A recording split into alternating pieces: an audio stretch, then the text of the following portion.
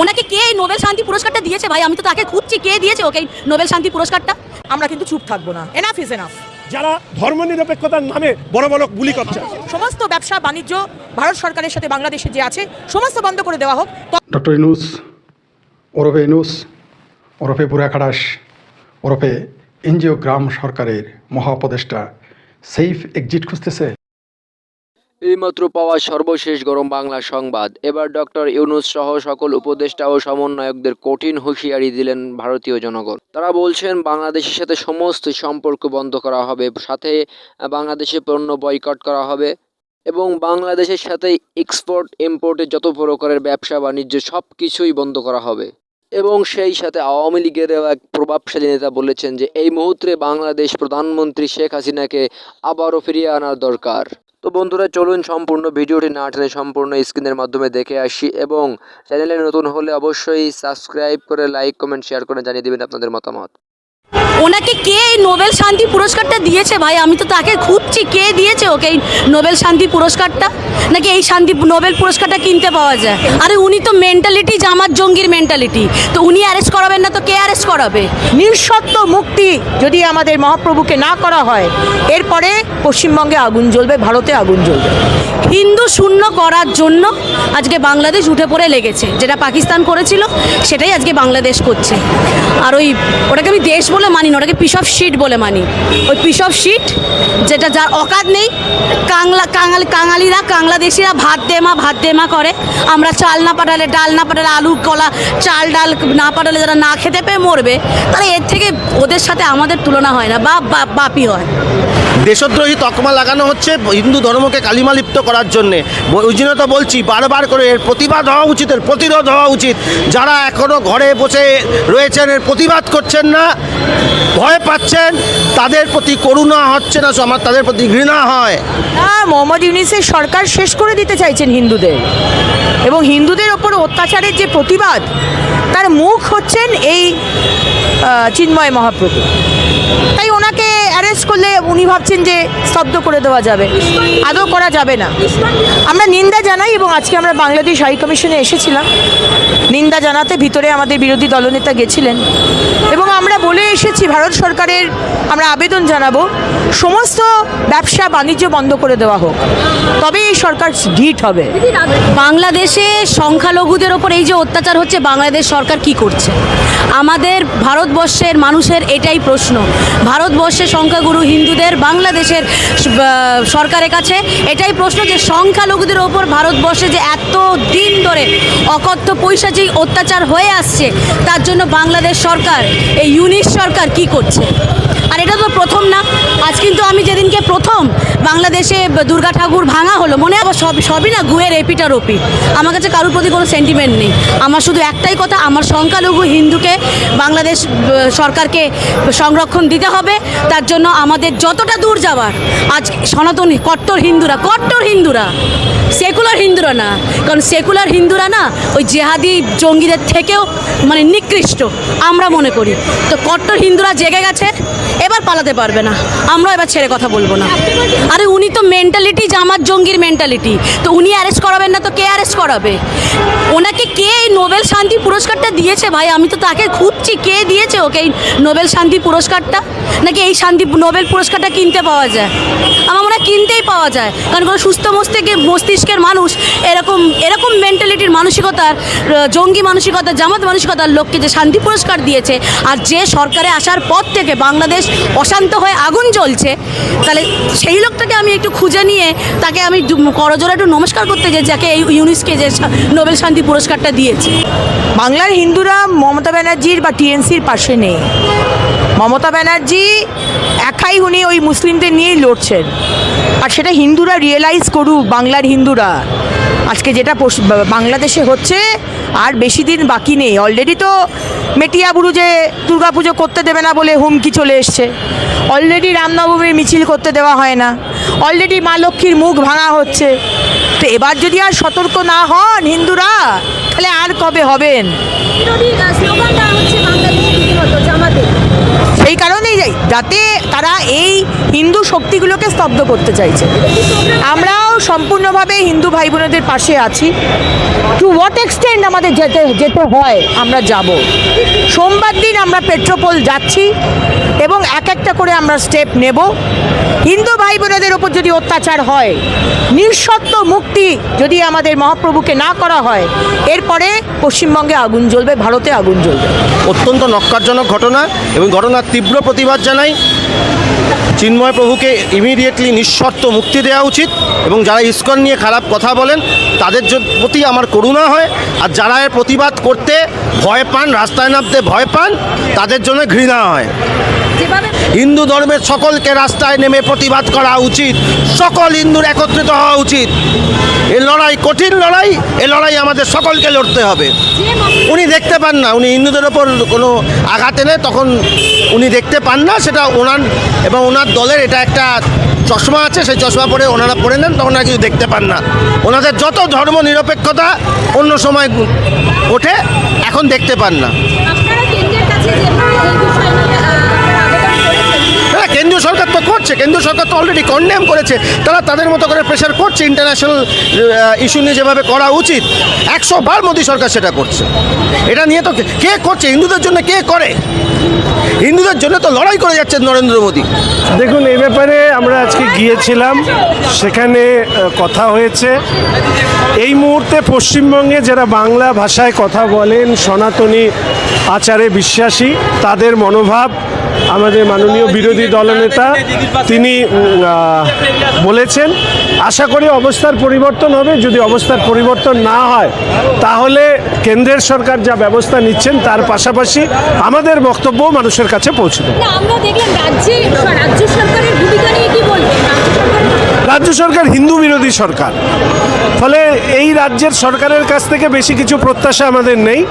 আমাদের প্রত্যাশা কেন্দ্রের সরকার উপযুক্ত পদক্ষেপ নেবে।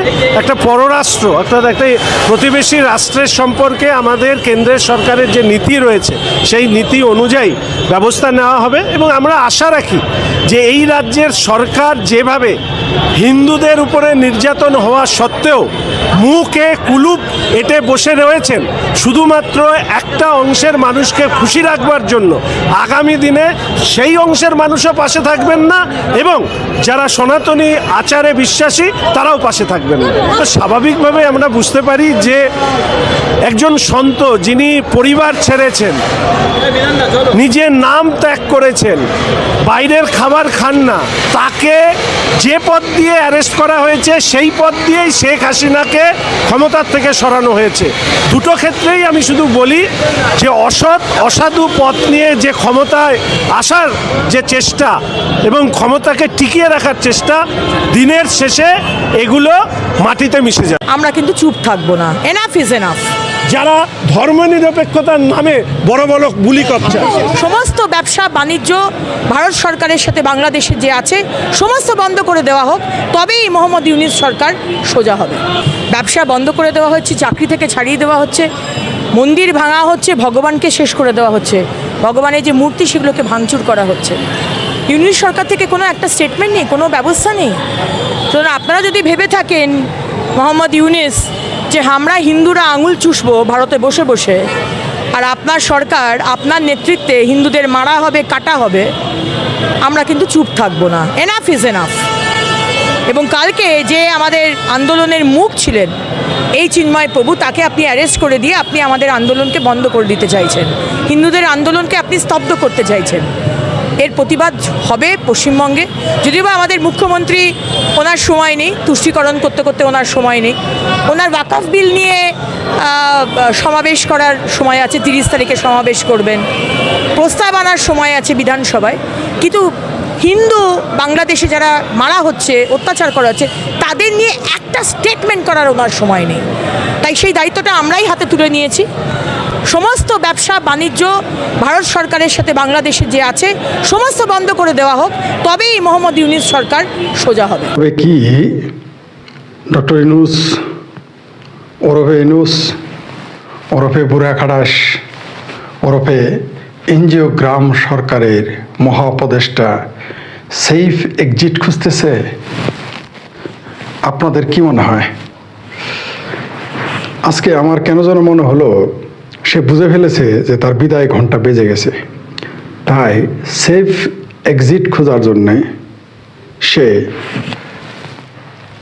যমুনাতে মির্জা ফখরুল সাহেবকে ডেকেছেন, বিএনপির মহাসচিব। পাশাপাশি খালেদা জিয়াকে আমরা যেতে দেখলাম আমেরিকান এম্বাসিতে। সুতরাং আমরা যদি যোগ করি 1 + 2 + 3 + 4 এইভাবে যোগ করতে থাকি, বা আমরা যদি ত্রিভুজের মতো করে আঁকাই, তাহলে দেখা যায় সব একই বিন্দুতে চলে যায়। আমার স্বামী অঙ্কে দুর্বল, তাই জ্যামিতির হিসাবটা বলতে পারে। তো আমরা 1 + 1 = 2 এটা তো বুঝতে পারছি, কারণ হঠাৎ করেই যমুনাতে মির্জা ফখরুলকে ডাকানো হলো এবং একই দিনে খালেদা জিয়াকে আমেরিকান এম্বাসিতে যেতে দেখলাম, অসুস্থ খালেদা জিয়াকে, বেগম খালেদা জিয়াকে। যাক, এটা ভালো লক্ষণ। এই মুহূর্তে আমরাও চাই যে এই মুহূর্তে যে কোনো গণতান্ত্রিক সরকার আসুক, অ্যাকসেপ্ট জামাত, হেফাজত ব্যতীত। এখন বলবেন যে বিএনপি তো পাকিস্তানপন্থী, অন্তত তারা মুখে স্বীকার করে বাংলাদেশের স্বাধীনতা যুদ্ধ, এবং তারা বলে তাদের মধ্যে অনেক মুক্তিযোদ্ধা আছে, তাদের নেতা জিয়াউর রহমান, জেনারেল জিয়াউর রহমান স্বাধীনতা ঘোষণা, এটা তারা বলে, অন্তত এতটুকু বলে। সুতরাং এখনও তারা যেহেতু সরাসরি বলে নাই যে তারা মুক্তিযুদ্ধ বিরোধী, এখন কাজে কি প্রমাণ করছে না করছে সেটা আলোচনা বিতর্ক থাকতে পারে, সেটা অন্য বিষয়।